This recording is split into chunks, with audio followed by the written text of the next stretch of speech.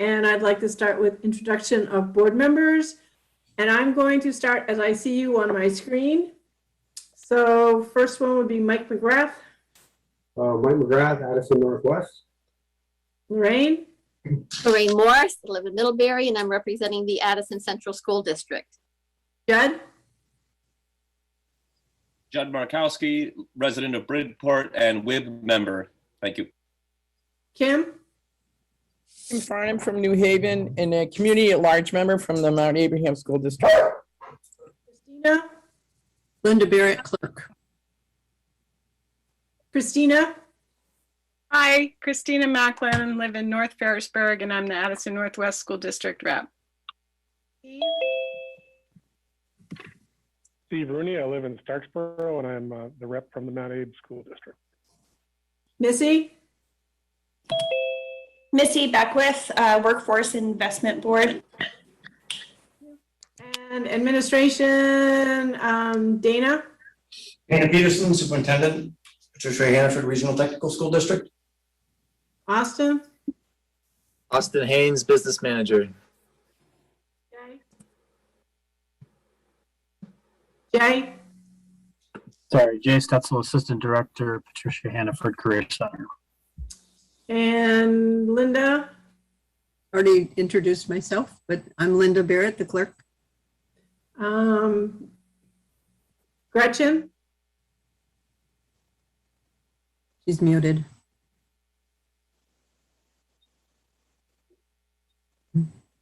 Gretchen. Yep, Gretchen Bailey, resident of Panton. Thank you. Krista. Hi, I'm Krista Siringo. I live in Bristol. I'm on the MAUSD school board, but I've been working with the Community Engagement Committee around the mission and values work. Oh, Patrice, not to forget you. Patrice Alexander, Administrative Assistant for HCC. Thank you. May I have a motion to approve the agenda as printed, please? So moved, Judd. Second, Lorraine. Been moved and seconded to approve the agenda as written. Is there any discussion? Seeing none, we'll proceed to vote. All in favor, please say aye. Aye. Aye. Any opposed? Motion's passed. Do we have any comments from our visitors?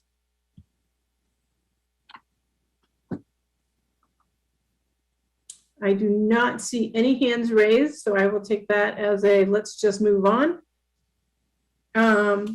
Correspondence, Dana? Yes, thank you, Suzanne. As part of this month's activity, I received a notification and a supply of materials for the Makery Sewing Lab. An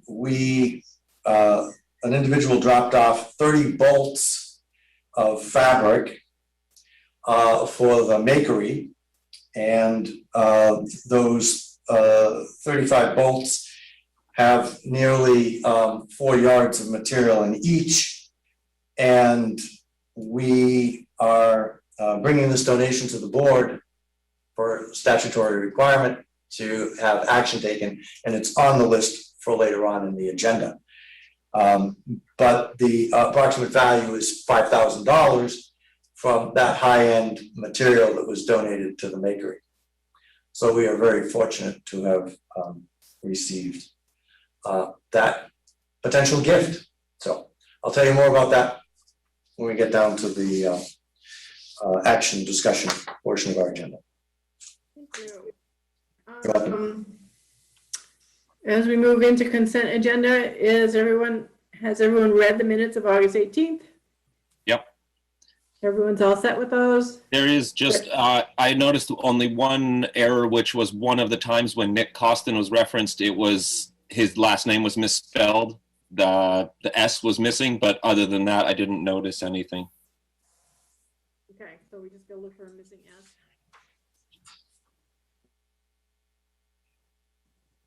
Okay. I mean, we can vote to amend the minutes for the missing S, or we can just let it go. What's your pleasure? I vote to approve the minutes, make a motion to approve the minutes with or without that change. Okay, so if we're just gonna let them go, then we've approved them through the consent agenda, but if we wanted to make the change, we'd have to pull them out. Suzanne, I think we can, I think I found that, I think we can take care of that change without a official action. Okay. Just a typo. Happy to fix that. All right, thanks. Austin, do you happen to have the monthly accounts with you? Because I haven't been in, so I don't have them. Oh, I do. Let me pull them up. They're in the Google Drive folder. Is Nick on the call, or is he No, missing? Nick is not coming tonight.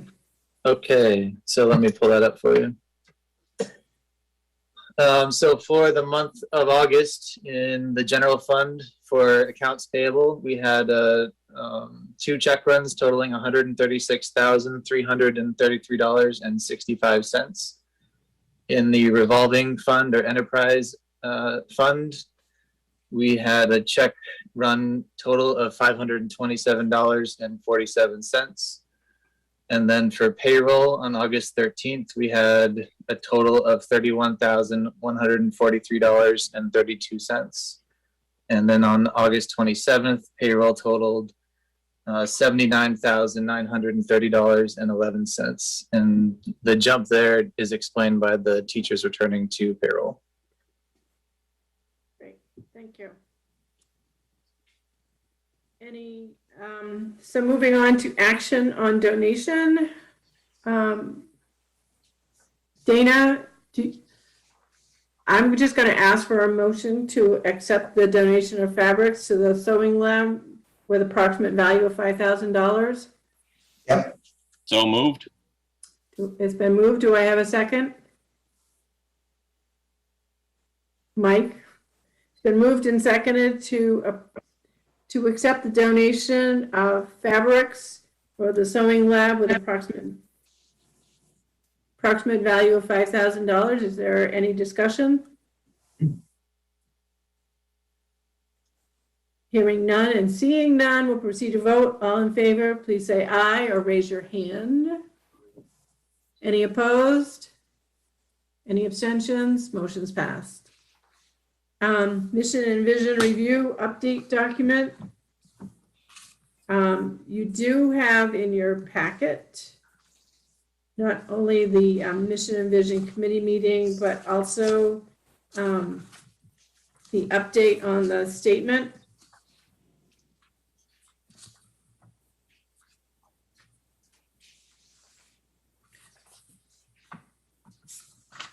I don't know. Did everyone have a chance to read it and go through it?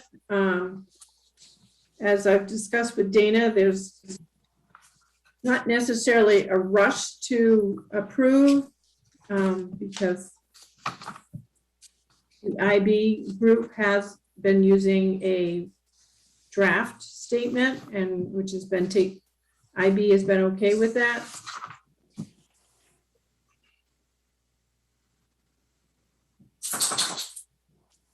Is there any conversation around either the draft vision or the draft mission? I mean, we are short some board members tonight, and I don't remember if Nick has seen these or not. Suzanne, my question was, who was working with the board? But as I see Chris online here, I got my answer. Thank you. Okay. Seemed like it was very well considered and thoroughly discussed and debated. So I don't really see much on my end that I need to add to it. Okay.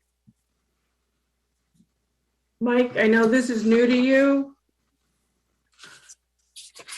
You probably haven't seen it before, so I don't know if you have any comments or. Not really. Like I said, it looks like it's well thought out. Okay. Any other comments, questions? Christina? I guess I just throw out there that our committee, spent quite a bit of time considering all the conversations that the board had and putting this together for basically the board to approve. So hopefully we could do that tonight.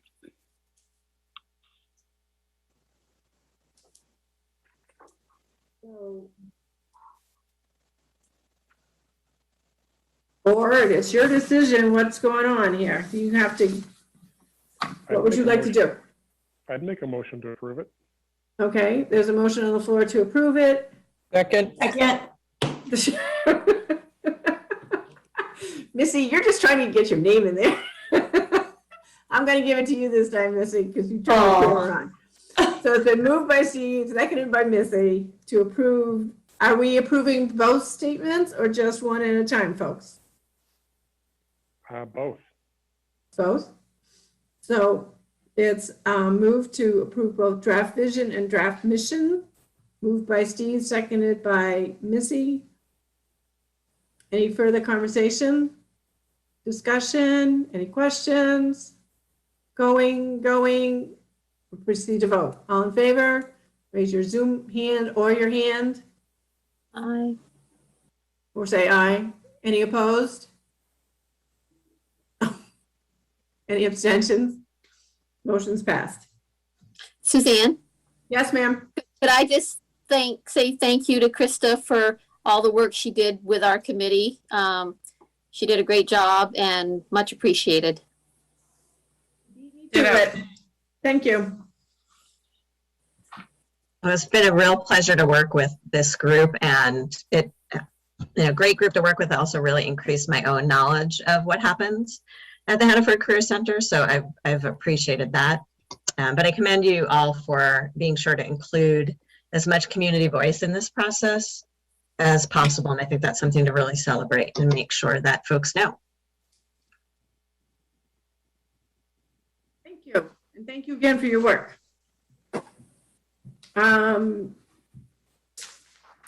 Well, Suzanne, can I ask a quick question?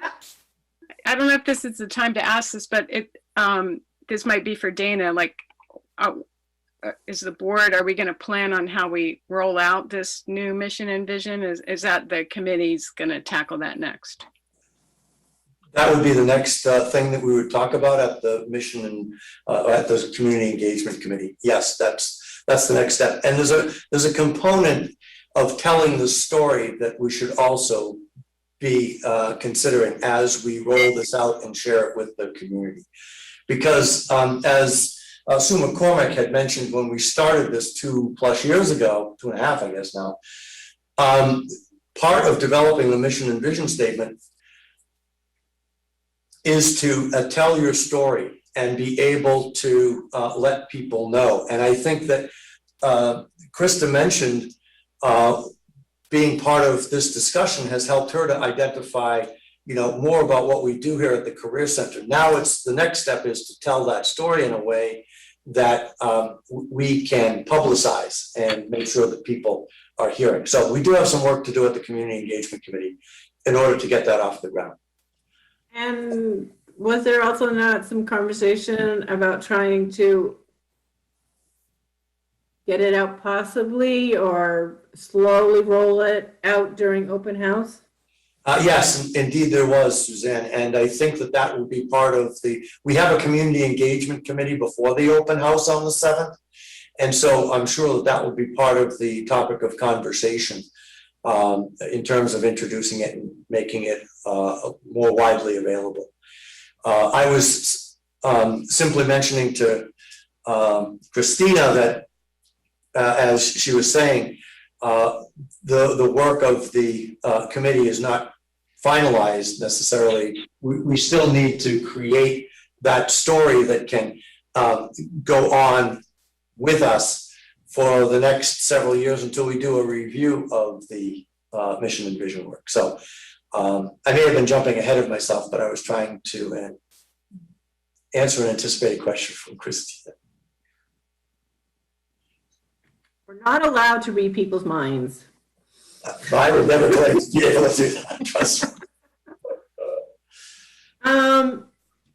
Judd, do you feel comfortable taking the policy for first reading and discussing those with the board, or Would you Yeah, rather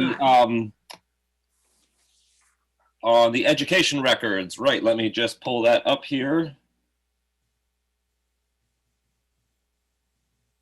Education records, policy C1, policy committee, we looked at these. This is one of the ones we looked at.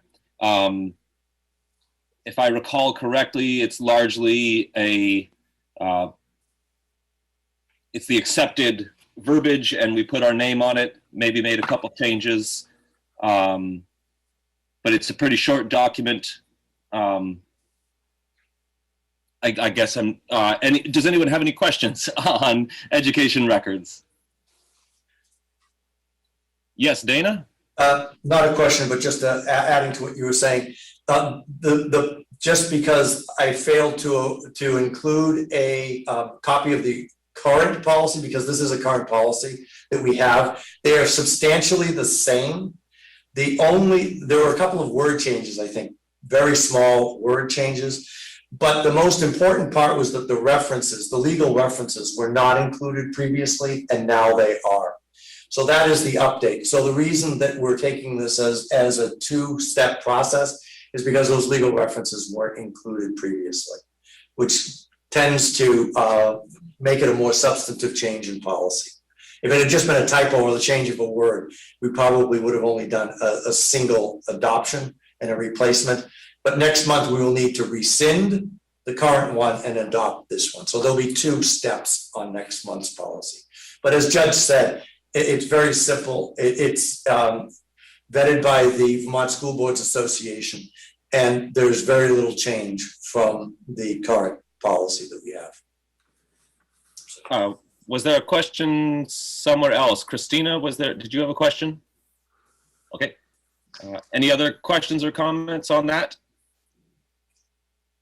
Okay. Back to you, Suzanne.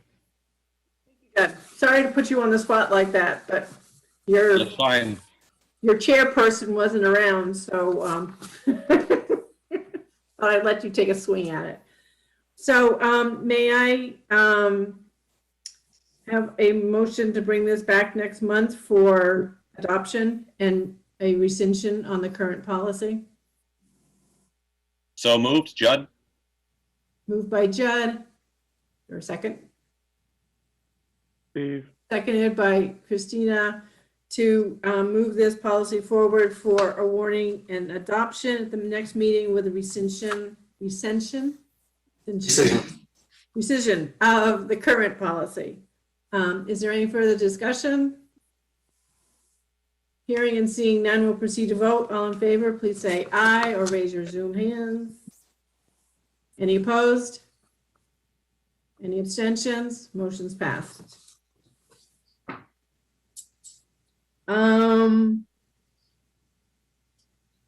So policy 2.4 is financial planning and budgeting, and it also involves the BERF budget and spreadsheet. So I am going to take a guess that this is probably an Austin and Missy show, or maybe it's just Austin. I don't know. 2.4 is definitely mine, and I have some updates on the birth, and Missy and Dana may add some color commentary if needed. Okay. So 2.4 is a quarterly policy that we review. It kind of dovetails with 2.3, which is a policy we looked at last board meeting. And I'll just read it as follows.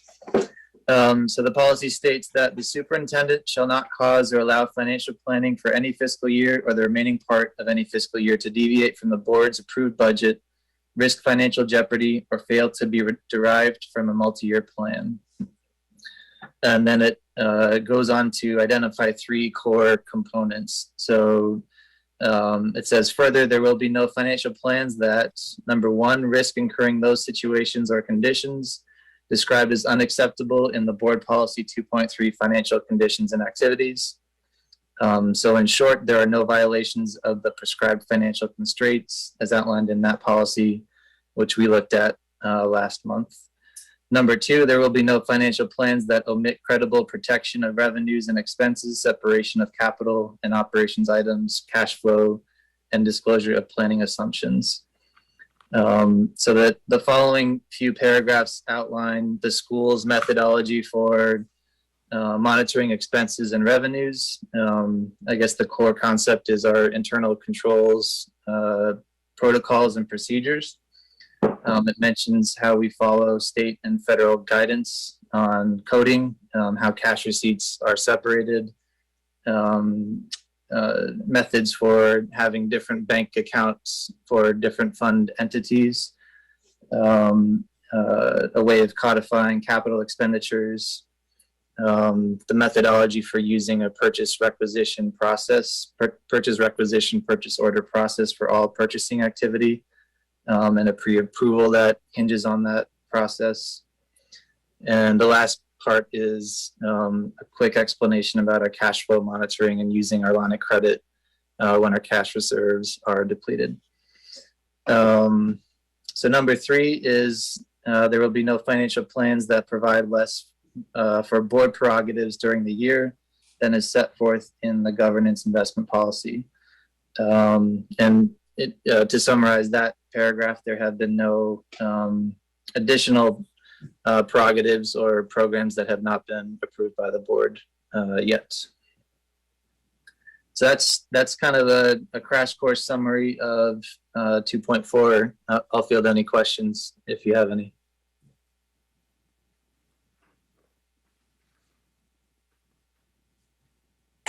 Do you have any questions for Austin?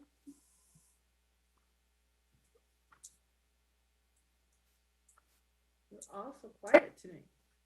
Okay, I guess we'll move on to the birth spreadsheet. Unless, Suzanne, do you need a motion to approve? I do need a motion to approve that. So if we could do a motion to approve policy 2.4, the financial planning and budgeting, I'll take that first. So moved. Kim? Moved by Kim. Seconded by Mike. So it's been moved and seconded to approve policy 2.4, financial planning and budgeting. Is there any further discussion? All in favor? Say aye or raise your hands. Any opposed? Any abstentions? Motion's passed. Now we'll do the BRF budget and spreadsheet, please. Okay, so a quick disclaimer on the document. It's in the Google Drive folder, and that was a late addition today, so I apologize for the tardiness there. If you need me to circulate it, I'm happy to send around in an email format, but I'll spend a few minutes just explaining where things stood at the end of the last fiscal year and where we are standing today. Austin, just a quick second. Go ahead.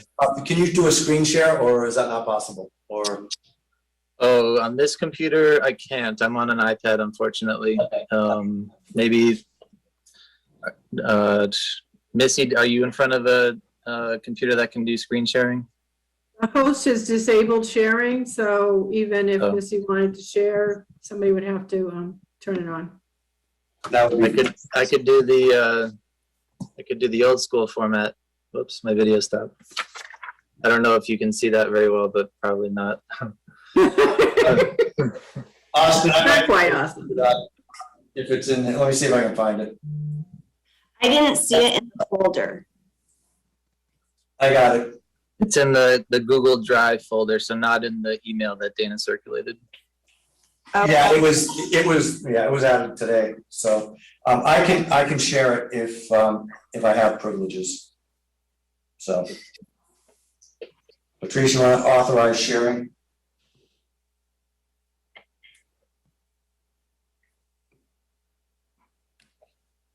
Oh, wait a second. Can I? I don't know that I can. I can do it off of mine, but I can't do it off of the A208. So scrap that. Sorry, thought I could do it. I have it on my laptop, but I don't have it on the computer over there. So Austin, go ahead, proceed. My apologies for the confusion. So this is it's essentially just a projection. Well, it's a spreadsheet that captures actual expenditures and projections for the BRF. It's a document that the facilities committee looks at monthly. And I guess the high level talking points are last fiscal year, we started with an approximate fund balance of just over $68,000. And to close the year, factoring in all revenue and expenses, we were left with 61,892.22. So that's where things stood as of June 30th, 2021. So fast forward to the current fiscal year, there have been a couple moving pieces. The most significant on the revenue side of things is the $25,000 transfer, which is in our budget. So that's a movement from the general fund to the BRF. So realized revenue that was facilitated this summer. And then as part of an initiative at the tail end of last fiscal year, we purchased a forestry winch for the natural resources program with Champlain Valley equipment. So that was a $4,300 purchase that was realized in July.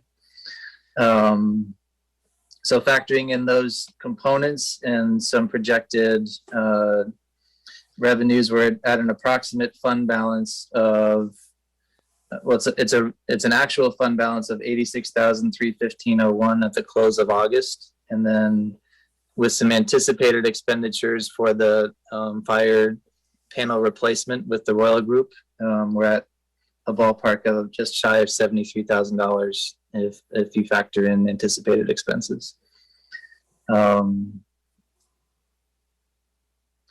So that's essentially the high level view of the spreadsheet. And Missy, is there anything you'd like to add to that picture that I missed? I don't think so. I do have a question though. If I understood the budget and policy report correctly, it sounded like there was a surplus. Is that true? When you say surplus and you're referring to the BRF fund, or which fund are you referencing? The regular budget. It sounded like we had extra funds. Oh, in the general fund. Yes. So similar to last year, and this is still an ongoing discussion with the auditors to make sure our financials are finalized and confirmed, but we have a similar surplus or underspend for fiscal year 21, and that still remains to be determined. There have been a few payables that have come in late that are attributed back to last fiscal year, so I won't have a final confirmation until the audit's finalized in a few months, but a ballpark number is $125,000 underspend in the general fund, which again, that's not a firm number, and there will be some moving pieces between now and the next month or two on that. Of course. So my question is, does that full amount get transferred to the BRF? No, any underspend in the general fund has to go back to the taxpayers, and before that, the board to make decisions on how that allocation will be panned out or played out in the next fiscal year. So if you remember back to this past spring, with the fiscal year 21 underspend, there were different articles which were voted on by the taxpayers and the board on how to allocate the underspend amounts. So a portion of that was assigned to the Health Reserve Fund, a portion was assigned to the BRF. Excuse me. So for our current fiscal year, there is an additional $24,000 based on one of the articles that was voted on that can be held in reserve for the BRF as a transfer from the fund balance. FY20 fund balance. The FY20 fund balance, right? Correct, yes. That is not captured on your spreadsheet at the moment, is that correct? No, the components at the moment are just current fiscal year activity. So that has yet to be realized as a transfer. So in other words, Missy, if we were to make that transfer today, which we're not doing, but it would bring the fund balance of the BRF to $97,958, almost $98,000 in the BRF. So we're making progress towards our target of, I think we had 125 as a minimum target that we were looking at a while ago. So we're making progress in that direction. So Missy, what I could do for you and the facilities committee for your next meeting is to insert a new line as a placeholder or a projection, just so you can see that anticipated revenue to help you understand the impact on the bottom line. Sure. And thank you for the explanation. I guess I was understanding that the article was proactively stating or having the voters approve that if there was a surplus, that we would be able to transfer it to the BRF. But it sounds like I misunderstood that. No, the voters, Missy, voted to transfer the request of 24,000 from last year to that, and for us to be able to expend the BRF allocation in its entirety for building needs. So we got those two things approved. But if we get more, when we look at the fund balance this year with when the auditors audit the books, there will be a recommendation in our next year's budget process for a transfer if we have a surplus. As Austin said, it's somewhere in perhaps the 125,000 range. But that the board would then determine, or the Budget and Policy Committee will look at, well, what is a reasonable allocation to the BRF or other uses that we have, and then some of that can be returned to taxpayers for tax relief. So, but that will be in this year's budget process for 23. Got it. And then Christina had a question. I don't know if you saw that, Austin. I asked if Christina would hold it for when we go over budget and policy. Okay. Kim? So, Austin, I wonder if you could explain the $1,000 for the repayment for Forestry and Sugar House loan. Is that something that's happened already, or it needs to happen? I have the repayment slated for this fall. I don't have the exact timing in front of me, but if I look back into previous invoices, I think the billing and the exchange typically happened in November, December. So I know from our previous board meetings, the payment last year was deferred to this year, which extended the life of the loan. But effectively that payment for last fall was pushed back to this coming fall or current fall. Yeah. Thank you. But that is built into the projections.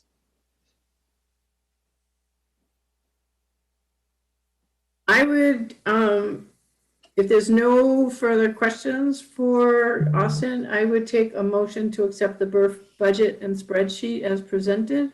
Dana? You can go ahead and do that. One of the things that we also do, and you might want to take it in two separate motions, Suzanne, but just to give you an idea, is that once they accept the report for the BRF, we usually authorize the That's right. Yep. Facilities Committee to expend up to $15,000 without taking it back to the full board. That gives us some discretion between the $5,000 that I have and the latitude at which the board usually takes action without having to have an emergency meeting. So it provides the Facilities Committee that oversight with a report to the board at the next following meeting. But I'll let you take that as two motions perhaps. I would like to do that as two because then it's a lot clearer, and for note takers, it's much more concise. So can I have a motion to accept the BRF budget and spreadsheet as presented? I'll make a motion to accept the BRF budget as presented. Second. Lorraine has seconded. Is there any further conversation or discussion on the BRF budget and spreadsheet as presented? Hearing none and seeing none, we'll all proceed to vote. All in favor, please say aye or raise your hands. Any opposed? Any abstentions? Motion's passed. Now we need a vote. A vote. We need a motion to allow the Facilities Committee. Facilities Committee. I kept looking at BRF going, it's not the BRF Committee. To allow the Facilities Committee to expend up to $15,000 without coming back to the full board for expenses as they may appear. Is there a? So moved, Judd. Is moved by Judd. Is there a second on that? Second. Missy put a second on it. Is there any discussion on that motion? Hearing and seeing none, we'll proceed to vote. All in favor, please raise your hand, say aye. Or raise your hand. Aye. Any opposed? Steve, are you opposed or just, okay. Any abstentions? Motion's passed. Okay, thank you all. We are now moving into the informational agenda.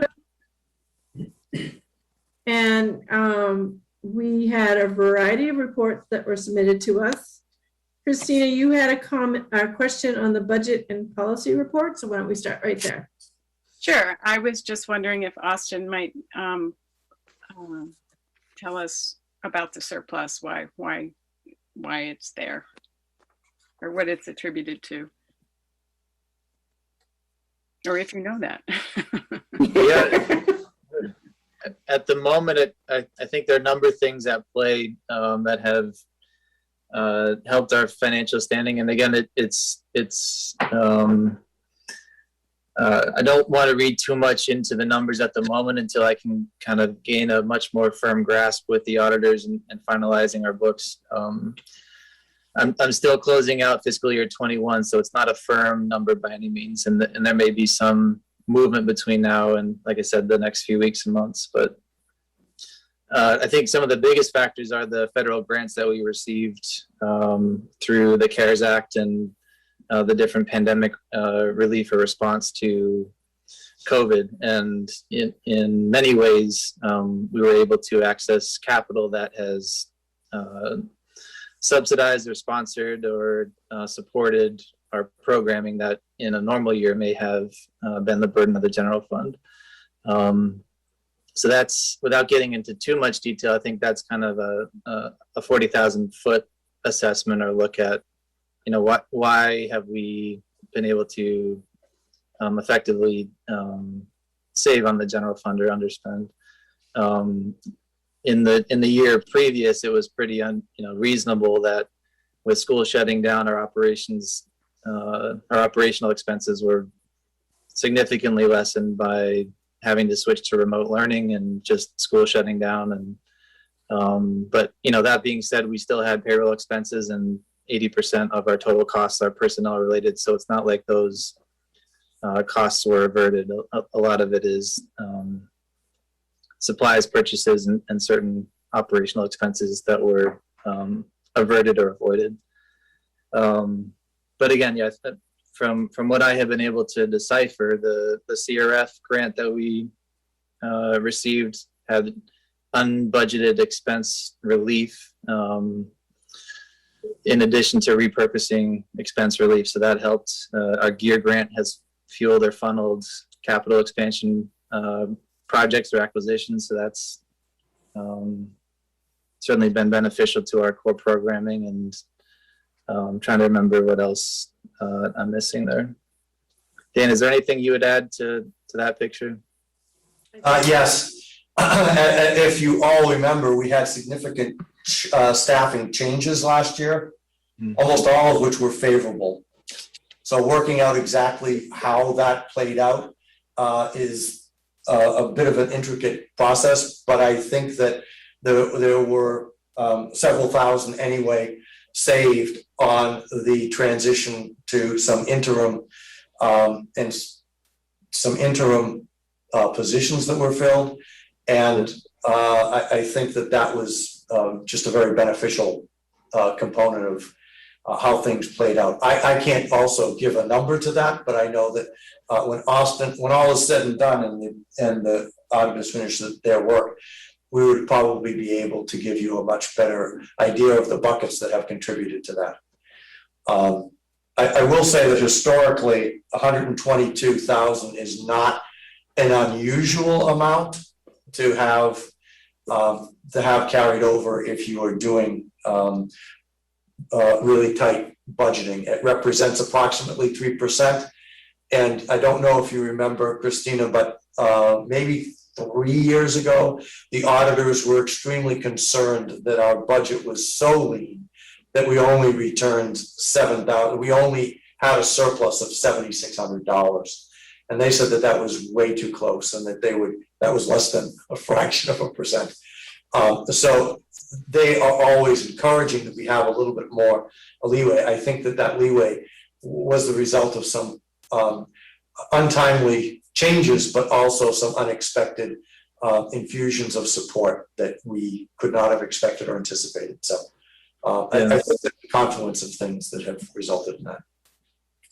Well, yeah, I guess to add to that picture, Dana, just if you use one of our many or several positions that we had to fill mid-year, just medical professions, with Barbara leaving in October and then having to scramble and hire Jen as a long-term sub, there were significant savings just on that one position, just in the lapse that occurred between when Barbara left and Jen was rehired, and just I won't get into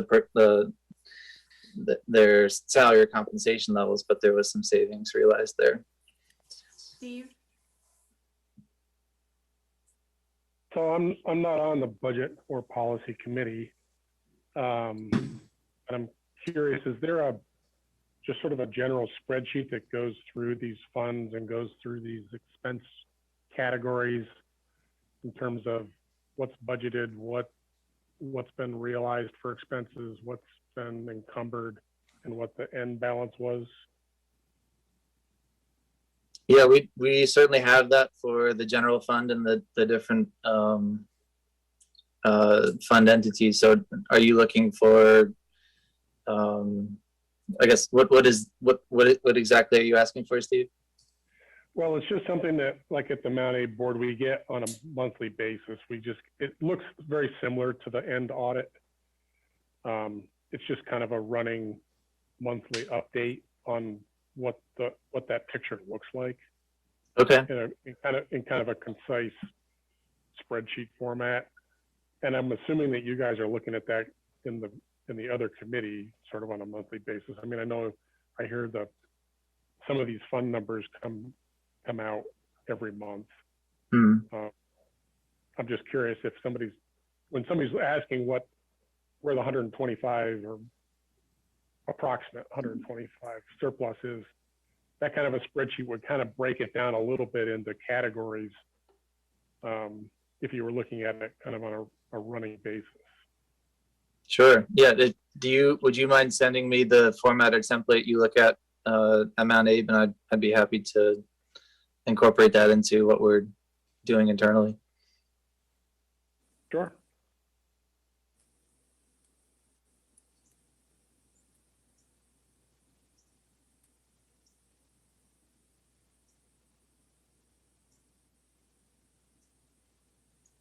Any other questions about the Budget and Policy Committee minutes from August 17th? Are you asking if there's a question? Well, Christina had one, you had her. I was just wondering if there were any. Sorry, this big, huge wind thing just happened and something broke and I just had to go look for a second. Oh, good. I just wanted to thank Austin and Dana for that very thorough answer. And one of the reasons I asked that question is our district has a surplus too, and we're getting questions, we want to be able to explain it to the taxpayers, why we have surpluses so they understand, that we, just so they understand how it came about. Thanks. You're welcome. So Austin, the question I have is, we keep talking about the audit and saying that we don't have it yet. So when do we have an idea as to when the audit will be complete?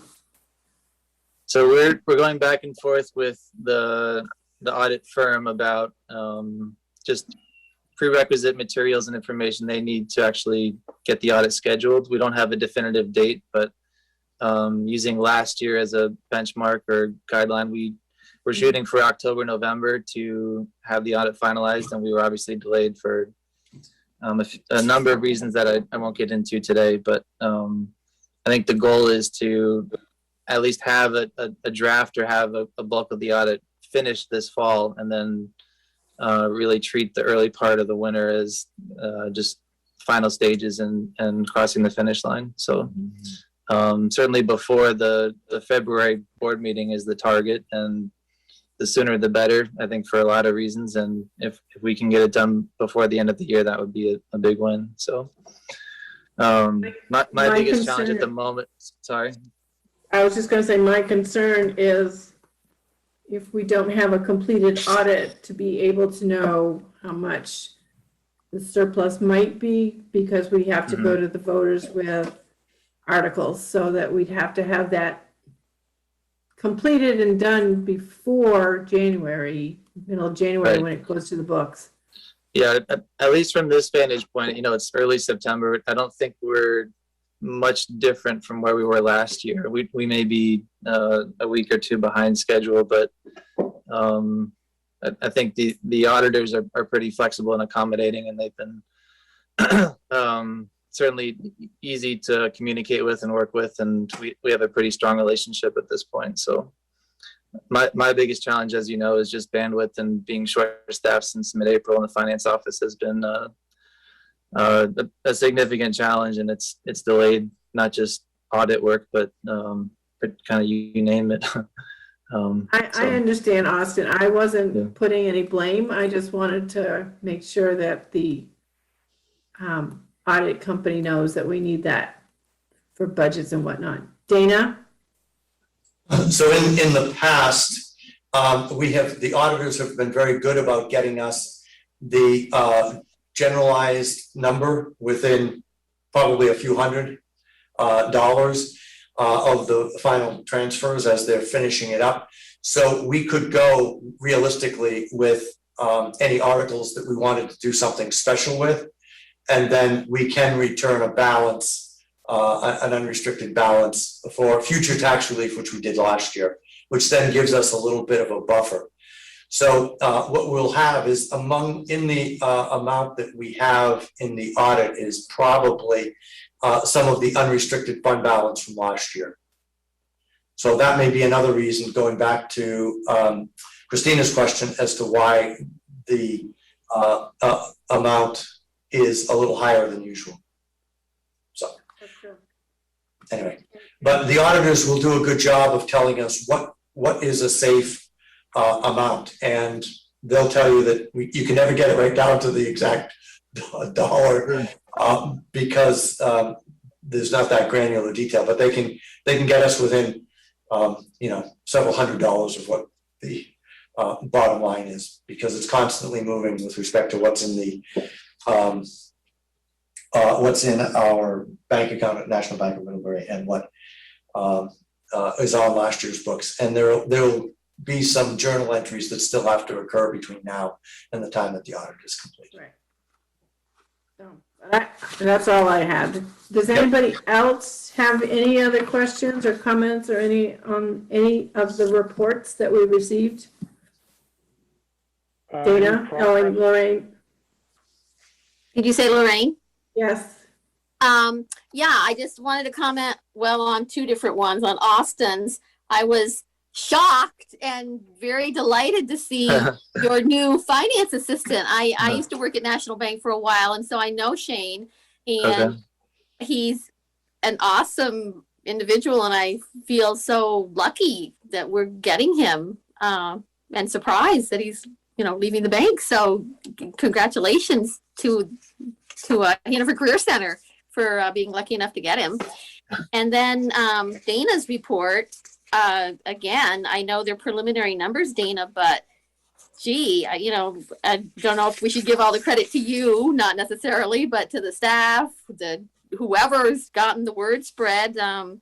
These numbers, preliminary enrollment numbers, are just awesome, very exciting. And so let me comment on that, because that was one of the things that I wanted to say. There is an error in there. The numbers are right. The number of students that we're serving is correct. It's the FTE count. There was a slight error on the calculation that goes into putting those FTEs together because they didn't go through the state software system. It was a calculation that Denise did for us, and she found that after I had published the report for you.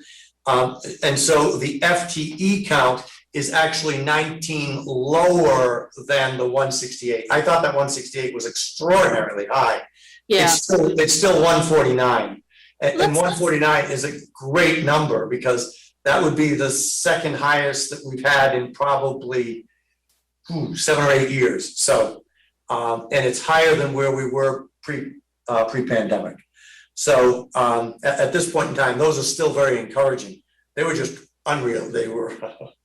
They were just amazing numbers when I saw them. But I reported them. I did my own cursory review, but I couldn't see what the calculations were behind it that resulted in those numbers. Well, so, but it's still good. We're still serving almost 450 students in Addison County, which is amazing. That's the highest we've had in my tenure. Yeah, so great. It's just very exciting and encouraging. Right. And so the report on the numbers and the programs, those are all accurate. It was just, just the FTE count. Steve and then Mike. Has there been any progress on getting, the architecture and computer instruction positions filled? We do have an interested applicant, and we're moving that process forward. I can't give you an update right now. I don't know more, but we did have somebody reach out, and we were providing them with some information. So that's good. And I just heard back today from one of our partners, and I don't have an update for now, but that's looking promising in terms of how we can move forward with the program. The great news is that 75% of the students who are in those programs combined have decided to stick with it and to follow along and to advance their learning as well along with us as partners. So that's very exciting that they are willing to put their trust in us to provide them with a quality program. And some great things have been happening. So I'll let Jay chime in if he knows anything more specific. Yeah, who's filling in? Right now we have a variety of people. Jay, we have drawing a blank on our substitute's name. She's a retired teacher, I think from Mount Abe, in fact. And a special Max Connor. Max Connor, thank you. And so we also have Dan Callahan, who's helping us out with the IT program.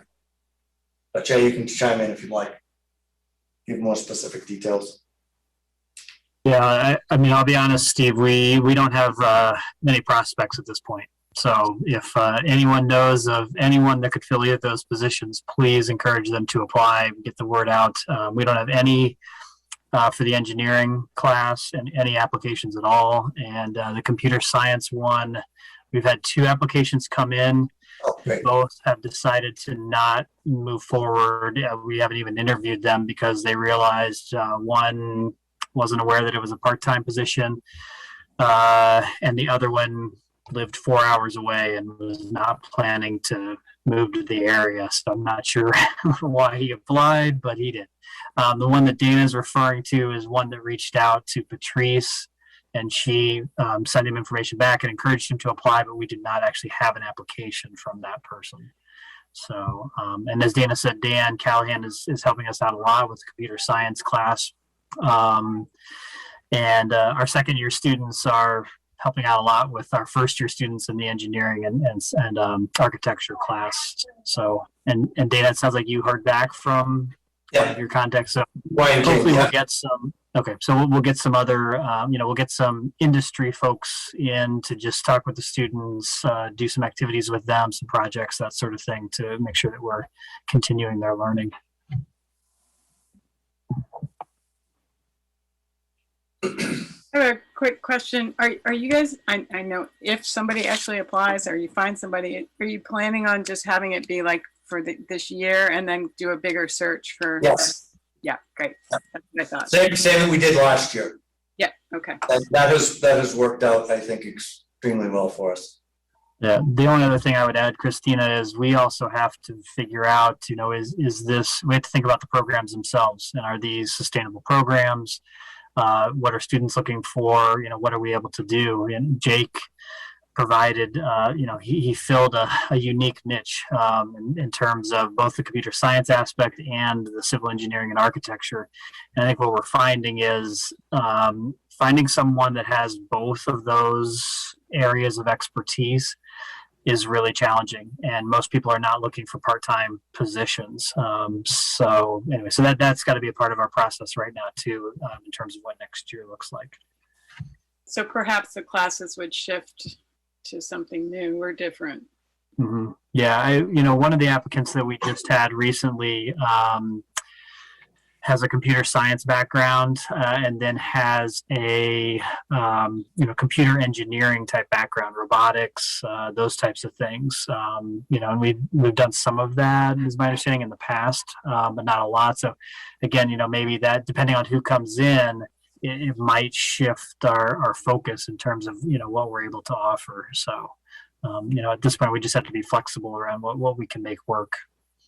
And with Project Lead the Way, which is what we had adopted a couple of years ago, there is a strand where you can do engineering that has a variety of different associated areas, and you can combine something such as robotics and information technology design into the same program. So depending on where this goes in terms of interest and applicants that we might applications we might receive, we might be, as you said, Christina, shifting the focus to a slightly different offering that would somehow either combine or otherwise enhance the combination of those offerings. So we'll see. And robotics might be that interface. Don't know. Oh, Suzanne, you're muted. Mike? Oh yeah, I wanted to mention also about Shane Keene. Very happy for the career center getting him. Been doing business with Mass Magnet Break for 35 plus years, and we've been there at least 20 of them. So I think I'm hoping it's a real good fit for us. He's got some background. I also wanted to ask Dana, were you able to find somebody part-time for the auto program to fill that spot? No, we decided to cover it internally. We thought we had somebody and it just didn't work out. So we have enough flexibility that we're covering that internally at the moment. And we think that will be enough until Hayden's return in January. Okay. If we find the right person who is interested, we would certainly entertain hiring someone, but the position is so part-time that it's probably not attractive unless you have somebody who's retired and is interested in offering their services. So. We do have two people that we're reaching out to that had expressed various levels of interest at different points. So, to still try to fill that position, Mike. So it is still posted and available for a teaching assistant for the morning auto class. So again, if you know of anyone, please send them our way.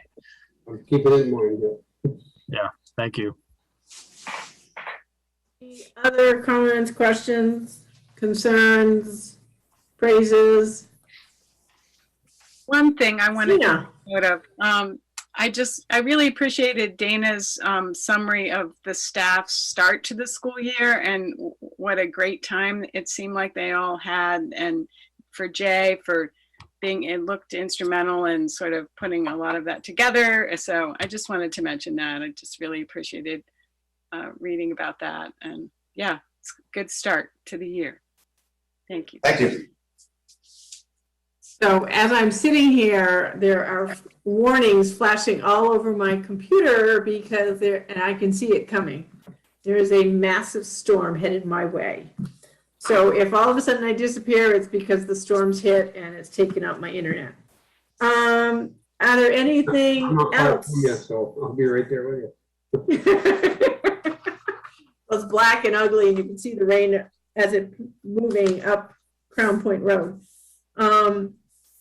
Anything else on reports?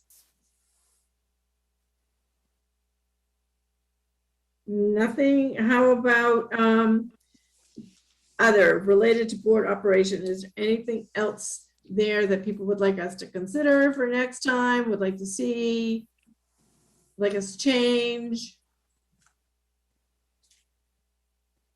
No. Steve? I'm curious about the building facilities improvement project. Where is that sitting right now?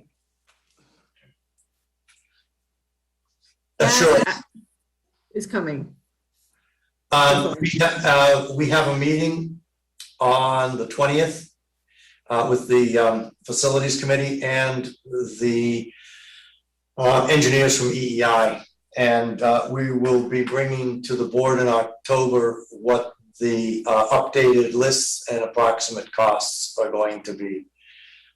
Just today, I reached out to AOE after participating in a virtual presentation on the parameters around building requests that are ESSER fundable. And I've reached out to that team to get a consult on how we can access some of the building funds that might be available statewide for us to work on our HVAC system, which is one of the biggest components. So I'm waiting to hear back from that team to see if we can get an audience, John and I. I may invite some of you if you'd be interested, depending on the timing of that. But we've reached out a couple of times, and this seemed to be an opportune moment for me to reiterate our request for support for a 50-year-old building and air quality standards that need to be upheld with an HVAC system that we already have a pretty significant price tag on. But I don't have anything further to update you on except that I reached out today, in fact. And we will have the meeting with the facilities committee 10 days from now, approximately 12 days from now, on Monday the 20th. We moved it so that they could be available. And if any of you, it's 9:30, is that right? I think Missy, 9:30 on the 20th. So if anybody would like to join, please let me know. I'll send you a link. Thank you. Okay. So the only other thing I have is I got an email about there is for board members is the Connect Education Group for a deep and introspective dive in equity-minded leadership for school board leaders. Their first meeting is tomorrow night, and they still have some spots open. They say they have representation from Washington, D.C., Vermont, Minnesota, Arkansas, Colorado, and more. I can forward this to people. I think we all got it, Suzanne. Did you already get it? Okay, well, then I won't forward it if you've all gotten it. But yeah, they're still looking to fill their seats. Was that from VSBA, Suzanne? Sandra Brown, no, Sandra Brown sent it to me.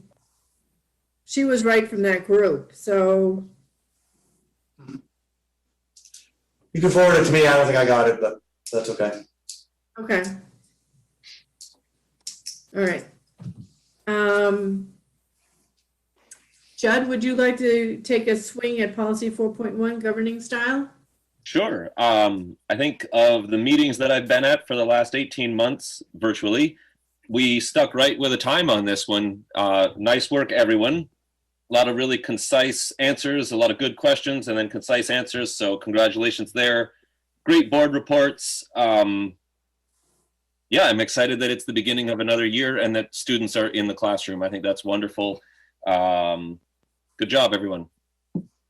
Thank you. We are going to be moving into executive session for negotiations and personnel, which I will take a motion for in a minute. Jay, I have been asked to ask you to come for the first 5 or 10 minutes of that meeting, and then you're free to go. And Patrice, we do have a guest joining us, so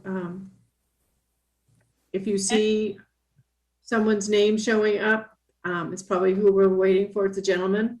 Okay. Okay, so may I have a motion to go into executive session for the purpose of negotiations and personnel? Moved, Lorraine. By Lorraine, seconded by Mike. Is there any discussion on that? Dana? If it's okay with you, I'm going to exit the 8208 since there's no public here. And I will join you on my laptop. Is that okay?